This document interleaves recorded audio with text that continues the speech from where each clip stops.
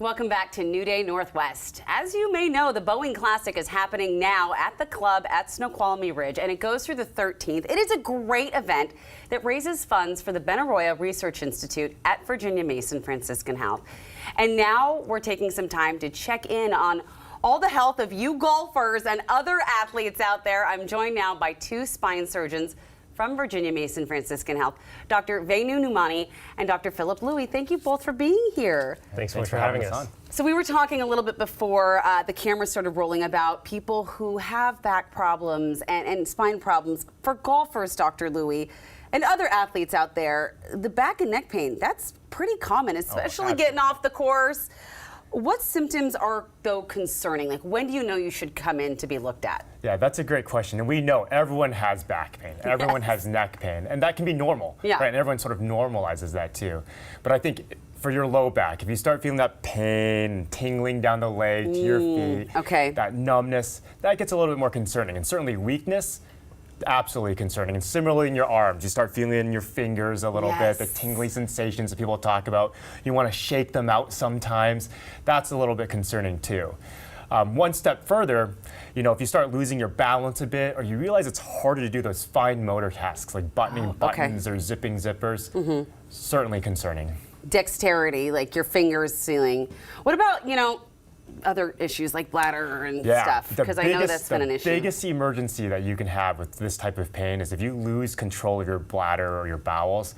That's something where you should say, you know what, I need to be seen about this immediately. And I don't think people would connect the two. I mean, certainly some people, when their arms starts tingling, like, oh, it's a heart attack. Like, I don't think they realize it could be nerve related, right? Absolutely. And that's what's so scary about it. It's so unexpected sometimes. I'm so glad we're here talking about this. Dr. Numani, when you get maybe something done or you're looked at and things happen, when can you go back to golfing after, let's say, a spine injury or even a surgery?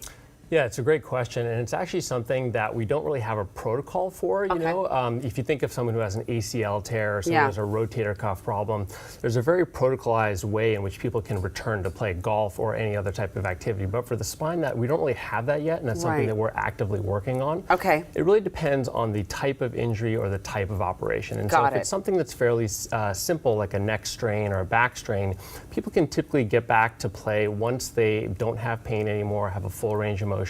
For something like a lumbar microdiscectomy operation where someone has a disc herniation that's taken out, usually we have them refrain from going back to golf for at least 4 to 6 weeks. They can start putting and chipping immediately, but taking full swings, starting slow, at that 4 to 6 week time point.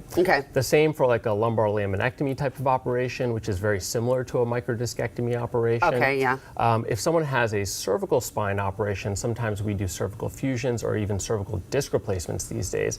Those also are things where the mechanics are not, the stresses on the neck are not that high, and so people can often get back to play around 4 to 6 weeks after their really operation. That quickly? Yeah. What about lumbar fusion? So for a lumbar fusion, it takes a little bit longer. There's more stresses on the spine there, and so usually we tell people to wait for about 3 months or so before they start doing some easy swings on the golf course, and really about 6 months or so people can get back to playing a full 18 holes.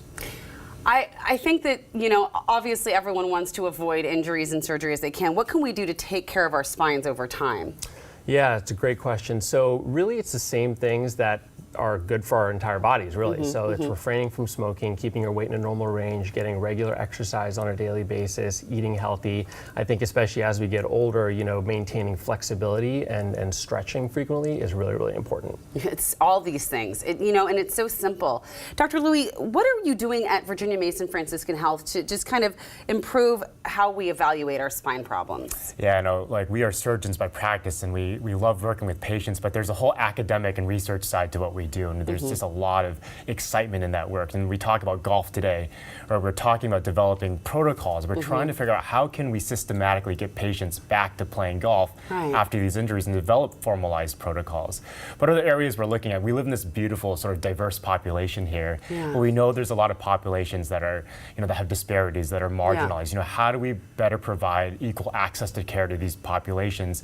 And that's something we're diving into as well, especially from the spine care standpoint. That is so important. important because it's not, there's so much more. If somebody's injured, they can't do their work, they can't help their family.